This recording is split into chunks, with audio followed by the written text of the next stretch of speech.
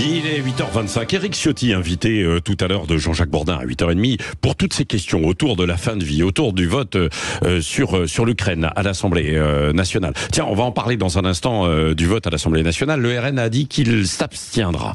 Mais pour terminer quand même sur la fin de vie, parce que il y a débat, hein, bien sûr. Est-ce qu'il faut un cadre ou pas un cadre? Elisabeth Lévy, vous vouliez rajouter quelque chose à ce que disait je voulais juste dire à propos des... Oui. Je voulais juste dire à propos des soins palliatifs qu'il ne faut pas seulement se concentrer sur les services de soins palliatifs. Il faut, on l'a tous un peu vécu, j'imagine, à nos âges. Si vous voulez, il y a aussi dans tous les hôpitaux, dans les services hospitaliers de gériatrie, il y a du personnel qui est quand même très dévoué souvent. Bah, évidemment. Et je veux dire qu'il faut qu'il faut former aussi, parce que c'est quand même accompagner des gens, si vous voulez, dans ces situations, c'est quand même spécial. Et je crois qu'on n'a pas forcément besoin d'ouvrir des services spécifiques. Il faut aussi, si vous voulez, que dans les hôpitaux, dans les cliniques, dans les établissements existants, si vous voulez, il y ait des compétences, pour ça. Mais vraiment, faisons attention à notre fantasme prométhéen, si vous voulez, de légiférer surtout, de tout régler par la loi et de tout régler par l'État. Oui, mais Elisabeth, si vous permettez, moi je trouve qu'un cadre quand même, alors évidemment, il faut voir les frontières et les limites de ce cadre, mais un cadre me semble quand même indispensable pour éviter aujourd'hui des recours.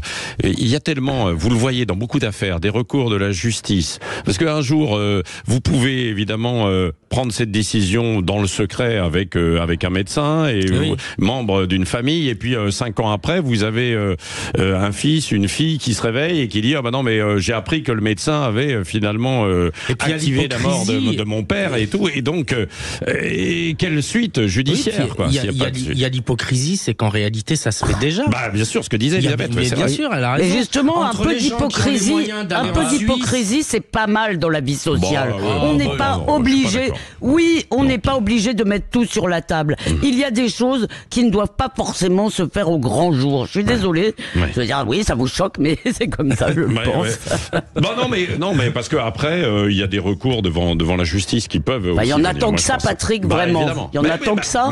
Évidemment, avec une population qui va vieillir, qui va vivre de plus en plus âgée, et donc qui aura du mal à effectuer en fait un véritable discernement, ce sont les enfants qui vont devoir choisir, et voir les petits-enfants, puisque aujourd'hui, la population vit quand même jusqu'à 85, 90, 95 ans. Et là, il faudra choisir. Ce n'était pas le cas il y a 20 ans, 30 ans en arrière. Bon, c'était un débat.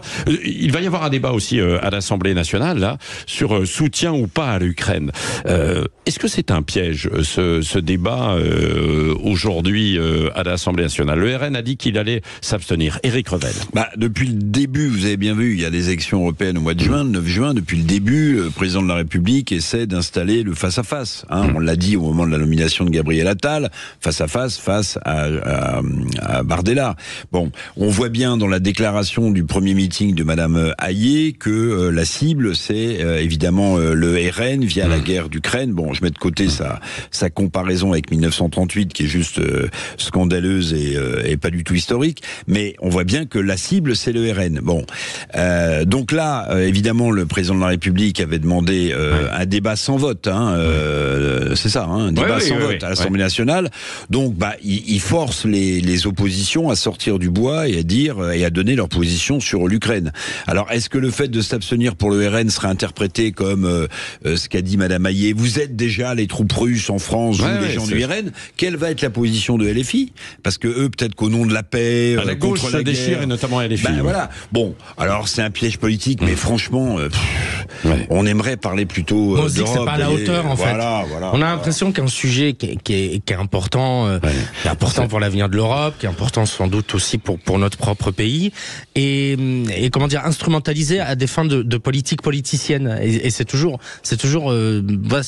intriguant de voir qu'un sujet qui devrait, je dis pas faire consensus, on a le droit d'avoir des positions différentes. Il n'y a pas une parole d'évangile derrière laquelle tout le monde est sommé de se ranger. On a le droit d'avoir des nuances, on a le droit. Mais je trouve qu'on n'a pas le droit d'utiliser un sujet comme ça pour en faire de la petite poloche, comme on dit, et on a l'impression que c'est un peu ce qui est en train d'être fait là. Bon, écoutez, on va voir ça aussi avec Éric Ciotti dans un instant, qui est l'invité de Jean-Jacques Bourdin, le président des Républicains et député des Alpes-Maritimes. Il est 8h30 sur Sud Radio.